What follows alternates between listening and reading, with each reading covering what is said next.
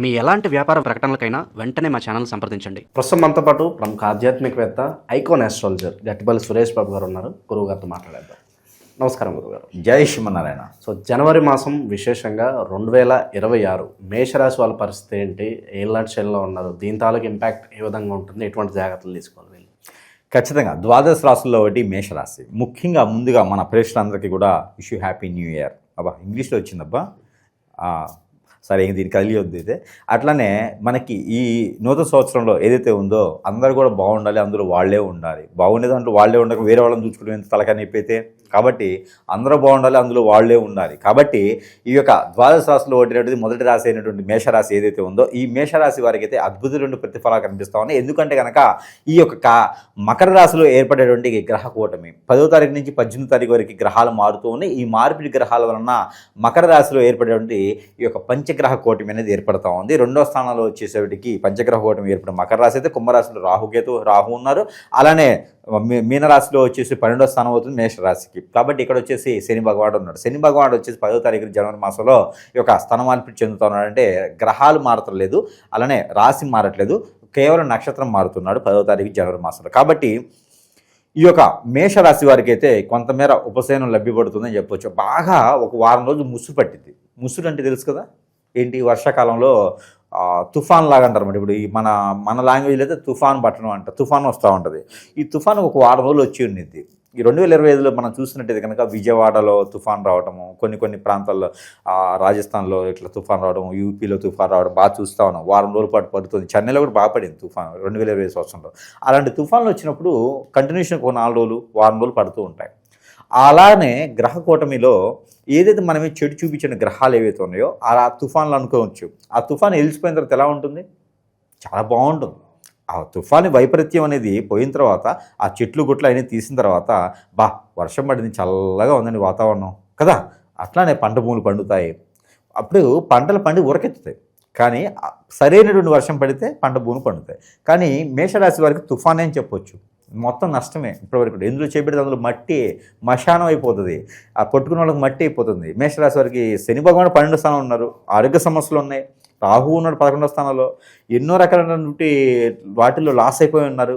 Fire యాక్సిడెంట్లో కానీ, fire అవ్వటం కానీ, షాపులు నష్టాలు, తొందరపాటు నిర్ణయాలు, ఇవన్నీ కూడా మనం 2025 సంవత్సరంలో పాపం మేషరాశి వాళ్ళందరూ కూడా మనం ఇబ్బంది పెడుతున్నామన్నా చూస్తూనే ఉన్నాం. కాదే మన చేతుల్లో గురువు అయినా మనకి ఏంటంటే పరిహారాలు ఉంటాయి. ఒకళ్ళ దగ్గర వేడి ఉంది అంటే చల్లబరిచే పరిహారాలు ఉన్నాయి. కానీ గ్రహాన్ని మార్చే స్థితిగతులు నా దగ్గర లేవు. కాబట్టి అందుకే ప్రజలు ఇబ్బంది పడకుండా పరిహారాలు చెప్తూ, ఎందుకంటే గ్రహాన్ని మార్చేటువంటి అంత శక్తి మన దగ్గర లేదు. కాబట్టి ఈ యొక్క తుఫాను ఏదైతే ఉందో ఈ తుఫాను వెలిసిన తర్వాత వాతావరణం ఎలా అయితే చల్లగా ఉంటుందో అదేవిధంగా గ్రహాలన్నీ కూడా వీరి మీద ఏకదారిగా వీరి మీద తుఫాన్ దాడి చేసినట్టుగా వారి మీద నరదిష్టి ప్రభావం, శత్రు ప్రభావం, నరఘోష ప్రభావం, అలానే పితృదోష ప్రభావం, గ్రహదోష ప్రభావం, శని ప్రభావం, ఇవన్నీ కూడబొలుకొని ఉంచాలా, దించాలా, తీయాలా, పెట్టాలా అనే విధంగా ఉండేటువంటి రాశయ్య ఉంది అంటే కనుక మేషరాశి. పాపం చాలా కష్టాలు పడుతున్నారు 2020 సంవత్సరంలో. అలాంటి కష్టాలకి కొంతమేర ఉపశమనం దొరికేసి ఈ పంచగ్రహ కూటమి వలన కొంతమేర పర్వాలేదు, మళ్ళీ నెక్కుంటారు. తనకి తానికే మంచి ఓపిక, నైపుణ్యత, నేతృత్వం అన్నీ కూడా ఏర్పడేసి వీరికి వీరే కొంతమేర మళ్ళీ సెటిల్ అయ్యేదానికైతే ఉంటుంది. అంటే తగిలిన కాలికి మళ్ళీ తగులుతాయి కదా, అది మానిపోతుంది పుండైతే, అప్పుడు తగిలిన ఇబ్బంది లేదు. కాబట్టి వారికి వారు నిలదొక్కోవాలి అనేటువంటి సంకల్పం ఉంది చూసారా, ఇది గొప్ప విషయం. మేషరాశి వారికి చాలా ఓర్పు ఉంటుంది. ఎంత కోపం ఉంటుంది తెలుసా అండి, అంత కోపానికి ఓర్పు ఉంటుంది. అనేటప్పుడు బుడబుడబుడ మాట్లాడేస్తారు, లోపల ఏం పెట్టుకోరు వాళ్ళు. ఎందుకంటే ఉన్న విషయం మొహాన్ని పాడేస్తారు. అందుకే మేషరాశి వారు అంటే ఎవరికి నచ్చదు. ఎందుకంటే వారి తత్వం ఏంటంటే ఉన్నమాట మొహాన్ని అడుగుతారు. అది ఎవరికి నచ్చదు కదా, అందుకే నచ్చదు అనమాట. ఇంకోటి మేషరాశి వాళ్ళ దగ్గర మంచి గుణం ఉంది, శత్రువునైనా ప్రేమించే గుణం ఉంది. మరొకటి ఉంది, ఎవరినైనా వద్దు అనుకుంటే దగ్గరికి వెళ్ళరు. అది ప్రేమైనా, ఇష్టమైనా, లేదా ఆస్తైనా, పరపతైనా, సంపదైనా వీరు కోరుకోరు. వస్తే వద్దంటారు, తీసుకుంటే కాదంటారు. అలాంటి వ్యక్తులు ఉన్నారంటే దేనికి ఆశించరు, దేనికి పాల్పడరు. అలాంటి వాళ్ళని ఖచ్చితంగా నమ్మొచ్చు. ఎందుకంటే కష్టపడే తత్వమే ఉంటుంది వారికి, వేరే తత్వం ఏముండదు. ఎవరైనా వీళ్ళని అన్నారంటే మాత్రం సచ్చారే వాళ్ళు, వాళ్ళని వదిలిపెట్టే ప్రసక్తే లేదు. కక్ష ఎక్కడ దాకా ఉంటుందంటే కొన ఊపిరి ఉన్నంత వరకు కక్ష తీర్చుకుంటూనే ఉంటారు వీళ్ళు. కాబట్టి వీరితో జాగ్రత్తగా ఉండాలి. వీరు పరమ దుర్మార్గుల్లా ఉంటారనమాట కక్షలు సాధించడంలో, ప్రేమించడంలో. కాబట్టి వీరితో ఎవరైనా ఉంటే జెన్యున్గా ఎదుటి వాళ్ళు ఉండాలి, వీరు కాదు. ఎదుటి వాళ్ళు జెన్యున్గా ఉండాలి వీరితో, లేకపోతే వీరితో కష్టమే. అలాంటి మేషరాశి వాళ్ళకి 2020 సంవత్సరం గ్రహ మార్పిడి వలన అన్ని రకాల సానుకూలమైన వాతావరణం కూడా లభ్యపడుతూ ఉంది. మకర రాశిలో గ్రహకూటమి ఏర్పడింది. ఇక్కడ బుధుడున్నాడు, శుక్రుడున్నాడు, కుజుడున్నాడు, రవి భగవాన్ వస్తున్నాడు, చంద్రుడు వస్తున్నాడు. ఇంత పంచగ్రహ కూటమిలో కూడా ఈ గ్రహాలు రావడం అనేది మామూలు విషయం కాదు. కాబట్టి ఈ గ్రహాచరణ ఏదైతే ఉందో ఈ గ్రహాలన్నీ కూడా వీరికి మంచి సానుకూల వాతావరణం కల్పిస్తుంది. ఎలాంటివి జరుగుతాయంటే పంట భూములు కొనడం, ఆస్తులు కూడబెట్టుకోవడం, ఎక్కడైనా వెలిగేషన్స్ ఉంటుంటే క్లియర్ అయిపోవటం, రోడ్డు కాంట్రాక్ట్ చేసి బిల్స్ రాలేదా అంటే ప్రయత్నం చేయడం, కోర్టులో ఏదైనా విషయాలు నడుస్తున్నాయా, నీ చిన్నప్పటి నుంచి కోర్టులోనే ఉన్న విషయాలు అవన్నీ కూడా పటాపంచలేకపోతాయండి. ఒకే ఒక తీర్పుతో అయిపోతాయి. కేసు కొట్టేస్తారు, లేకపోతే కేసు వీళ్ళకి వెళ్ళి వచ్చేస్తుంది. మేషరాశి వాళ్ళదే పై చేయి ఉంటుంది. వాళ్ళ తప్పున్నా రైట్ ఉన్నా మేషరాశి వాళ్ళకి వెళ్ళి కేసు వైపు అయిపోద్ది. భార్యాభర్తల్లో భర్త కానీ భార్య కానీ మేషరాశి వారు ఉన్నారా, వారు తల వంచినా తల వంచకపోయినా వారికి వెళ్ళి ఎవడైనా లొంగాల్సిందే. ఎందుకంటే గ్రహకూటమి ఎలా ఉంది వీరి పేద. అలానే ఎవరికైనా డబ్బులు ఇచ్చి ఉన్నారు అంటే డబ్బులు అయ్యే వస్తాయి, వాటింతా రెక్కలు కట్టుకొని వచ్చి మరీ వాళ్తాయి అన్నమాట. ఇక ఆర్థిక సమస్యలు అయితే మెరుగుపడతాయి. కొత్త కొత్త రకమైనటువంటి వనరుల్లో వీళ్ళు ఏర్పడుతూ ఉంటారు. ఇప్పుడు జనరేషన్ తగ్గట్టుగా వ్యాపారాలు చేస్తూ ఉంటారు వీళ్ళు. అలానే జనాన్ని మాయపుచ్చేటువంటి వ్యాపారాలు కూడా వీళ్ళు చేస్తూ ఉంటారు. అంటే మసిబుసి మారేడుకాయ అంటే చూసారా, మంచినీళ్ళే ఉంటాయి, అది ఏదో ఒక రకమైన బాటిల్లో పోసేసి 100 రూపాయలు అమ్ముతారు అన్నమాట. 2 లీటర్ల బాటిల్లో లీటర్ బాటిల్ 20 రూపాయలు ఉంటుంది, అది 100 అమ్ముతారు. అంటే వారి తెలివితే అట్లా అలాంటివి, వారు ఏదో మోసం కాదు, అది వారి తెలివి అలా ఉంటుంది. రూపాయి తీసుకొచ్చి 100 రూపాయలు అమ్ముతారు వాళ్ళు. అలాంటి తెలివి నేతృత్వంలో ఎవరైనా ఉన్నారంటే కనుక ఖచ్చితంగా వారు మెదుగుతూ ఉంటారు. అందుకే వీరు ఎక్కువగా ఇన్స్టిట్యూట్స్లో ఉంటారు. ఇన్స్టిట్యూట్స్ మాస్టర్స్ గాను టీచర్స్ గాను ఎక్కువ ఉపాధ్యాయులుగా వీరు పరిగణిస్తూ ఉంటారు. అలానే జంతువు సంబంధించినటువంటి వ్యాపారాలు వీరు ఎక్కువగా చేస్తారు. నరకటాలు కూసుకోవడాలు కాదండి, ఆ పాలు పితుకుని పండు దాని వలన లేకపోతే ఉన్ని వలన ఇలాంటి వాటి వలన వీరు ఎక్కువ వ్యాపారాలు చేస్తూ ఉంటారు. అదే డలారీ అంటారు అన్నమాట, ఎక్స్పోర్ట్ ఇంపోర్ట్ ఉంటుంది. అలానే డలారీ వ్యవస్థ అంటే అపరాల వ్యాపారం, ఇవన్నీ కూడా డలారీ వ్యవస్థ అంటారు వీటిని. దళారీ వ్యవస్థ అంటే కొని అమ్మకమైనటువంటి విధమైనటువంటి వ్యాపారాల్లో వీరు నైపుణ్యత చెంది ఉంటారు. కాబట్టి ఇక పెళ్లి కాని వారు ఎవరైనా ఉంటే పెళ్లి సంబంధాలు కుదిరే యోచన కనిపిస్తూ ఉంది. అలానే మొదటగా చేసుకునే వారికి మాత్రం యోచన ఉంది. కాబట్టి జనవరి 22వ తారీఖు తర్వాత ప్రయత్నం చేస్తే ఖచ్చితంగా పెళ్ళే అవ్వదు, కానీ మన అమ్మాయి మన అబ్బాయి అని అనిపించుకునే దానికి అయితే ప్రయత్నం ఉంటుంది. భార్యాభర్తల మధ్య సంబంధాలు కావచ్చు, ఈ మూడో వ్యక్తి ద్వారా ఈ అక్రమ సంబంధాల వల్ల ఏమైనా ఇబ్బందికర వాతావరణం ఉంటుందంటారు. ఇక్కడ మనం ఒక విషయం గమనించుకోవాలి. మేషరాశిలో పుట్టినటువంటి వారికి మిథున రాశి, సింహరాశి, కన్యారాశి, వృశ్చిక రాశి, మకర రాశి వీళ్ళని పెళ్లి చేసుకోవచ్చు. వీళ్ళని చేసుకున్న పెళ్ళికైతే మూడో వ్యక్తి రాడు. ఇక కాదు బలవంత పెళ్ళిళ్ళు, లవ్ మ్యారేజెస్, లేకపోతే వేరే గ్రహాలు వేరే, అంటే ఇప్పుడు నేను చెప్పినటువంటి రాసులు కాకుండా వేరే రాసుల్లో పుట్టిన వాళ్ళని లవ్ మ్యారేజెస్ చేసుకోవటం, నక్షత్రాలు సరిపోతే పొంతులు గారిని ఇబ్బంది పెట్టి కది చేయండి, చేయించేయండి, ఈ సంబంధం చెప్పి మళ్ళీ రాదని చెప్పి చేపిస్తుంటారు. ఆస్తి కోసం పాల్పడి చేపిస్తూ ఉంటారు. విదేశాల్లో ఉన్నాడు నల్లుడు గారు చెప్పుకోవడానికి, విదేశాల్లో కోళ్ళని చెప్పుకోవడానికి, లేకపోతే కట్నం ఎక్కువ వస్తుందని చేస్తూ ఉంటారు. కొన్ని మార్చి చేస్తూ ఉంటారు. అలానే పుట్టినప్పుడు డేట్ ఆఫ్ బర్త్ సరిగా లేకుండా ఉంటాయి. అలానే పుట్టిన తర్వాత ఏజ్ ఎక్కువైపోయి పెళ్లి కాలేదంటే వారికి డేట్ ఆఫ్ మారుతూ వస్తూ ఉంటారు. ఇలాంటి ఏదైనా అవుతే, ఇలాంటి మతలబు ఏమైనా ఉంటే ఖచ్చితంగా వాళ్ళలో ఎడబాటు భారం ఉంటుంది. అలాగ మారినా కూడా, అలా ఎడబాటు భారం ఉన్నా కూడా మూడో వ్యక్తి రావటం ఉంటుంది. ఇలాగా జరిగితే మూడో వ్యక్తి వస్తారు. అప్పుడే సంసారాలు నిప్పులవుతాయి. ఇవన్నీ జాతకాల్లో ఉండవు. జాతకాల్లో ఏముంటాయంటే సూక్ష్మంగా ఉంటుంది. దాన్ని మనం ఎల్నేజ్ చేసిన జాతకంలో కనపడదు. దోషాలు కనిపిస్తుంది జాతకాల్లో, కానీ ఇలా జరుగుతుంది అనేది ఉండదు. ఇలా జరుగుతుంది అంటే అది మనుషులు చేసే క్రియ, జాతకాలతో సంబంధం లేదు. అది అందరూ అనుకుంటారు నా జాతకం బాగాలేదు అని. నా జాతకం బాగాలేదు కాదేడా, జాతకం బాగానే ఉంది.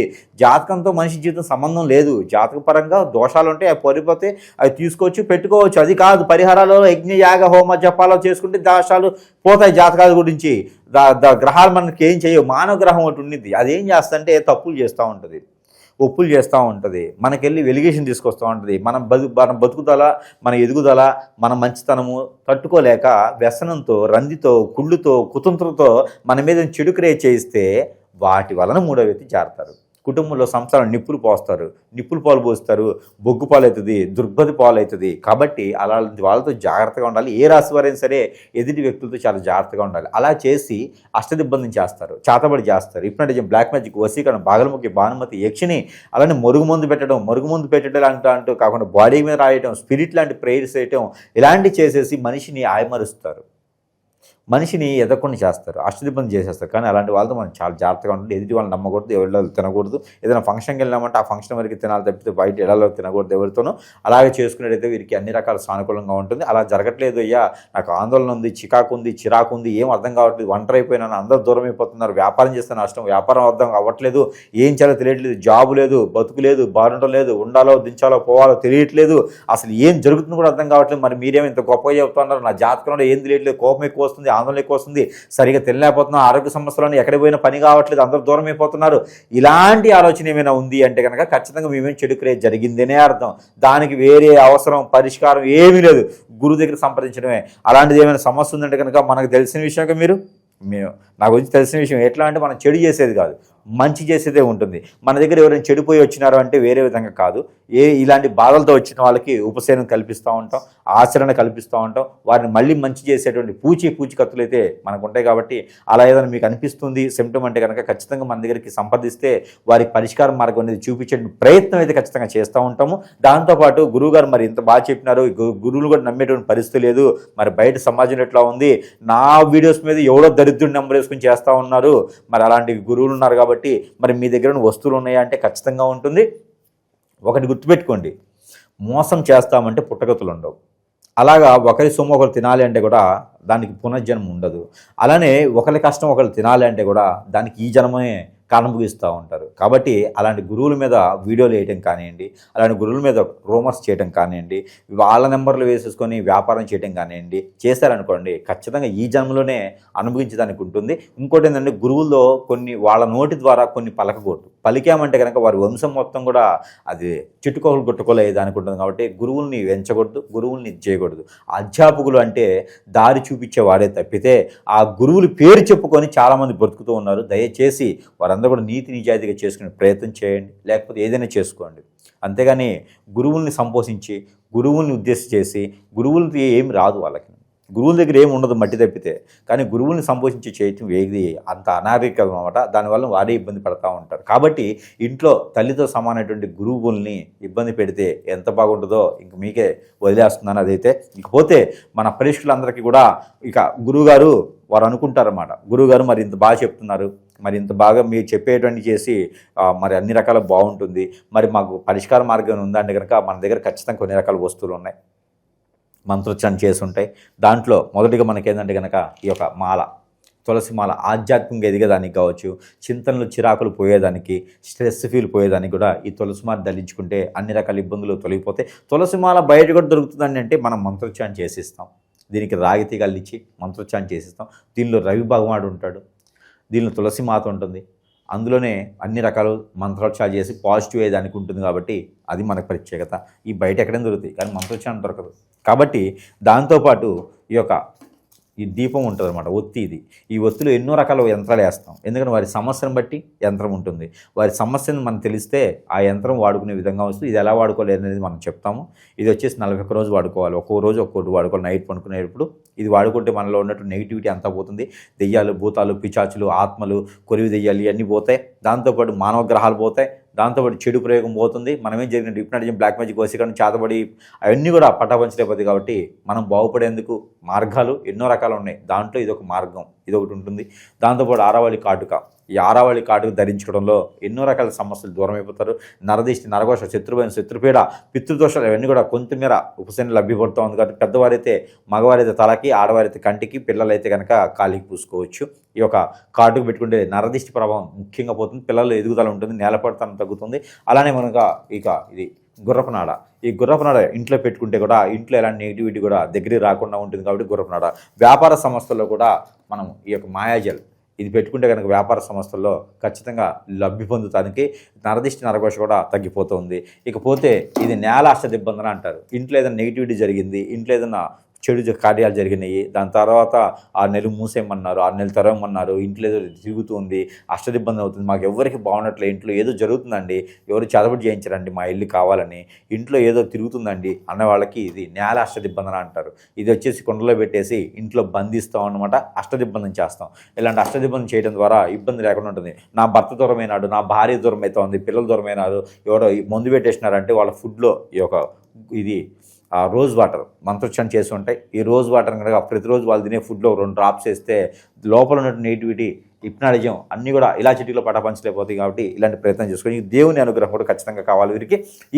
ఇంకా వస్తువులు కావాలంటే మన దగ్గర చాలా రకాల వస్తువులు మంత్రోచ్చారణ చేసి ఇస్తాం కాబట్టి ఇబ్బంది లేకుండా వాడుకోవచ్చు. మంత్రోచ్చారణ చేసి వారికి ఉన్న సమస్యను బట్టి పరిష్కార మార్గం చూపించడం జరుగుతుంది. కాబట్టి ఆ విధంగా సంప్రదిస్తే కనుక సరస్వైనటువంటి ధరల్లోనే ఈ యొక్క వస్తువులు వారి వద్దకే, వారి చెంతకే చేర్చే సదవకాశాలు మన దగ్గర లభ్యపడుతున్నాయి. కాబట్టి ఎవరైనా సద్వినియోగం చేసుకోవచ్చు, ఈ అవకాశాన్ని మిస్ అవ్వద్దు. అలానే ఇక దేవుని అనుగ్రహం కూడా కావాలి. ఈ దేవుని అనుగ్రహంలో ఎక్కడైనా శివాలయం ఉంటే కనుక రుద్రాభిషేకం చేయించడం, పంచామృత అభిషేకం చేయించడం చేసుకోవాలి. అలానే రావి చెట్టు, వేప చెట్టు ఉన్న దగ్గర దీపరాజుని గురువారం రోజు సాయం సంధ్యలు చేస్తే ఆర్థిక సమస్యలే కాకుండా పెళ్లి అయ్యేటువంటి యోచన కనిపిస్తూ ఉంది. అలానే కాలసర్పదోషం, నాగదోషం, కుజదోషం ఉన్న కూడా మర్రి చెట్టు, మారేడు చెట్టు, నేరేడు చెట్టు, నిమ్మ చెట్టు, దానిమ్మ చెట్టు, అలానే యాప చెట్టు, రావి చెట్టు, ఇలాంటి చెట్లు ఏవైతే ఉన్నాయో ఆ చెట్ల కింద కనుక ఏదో ఉన్న ఒక చెట్టు కింద గురువారం రోజున కనుక ఒక దీపారాధన చేస్తే సరిపోతుంది.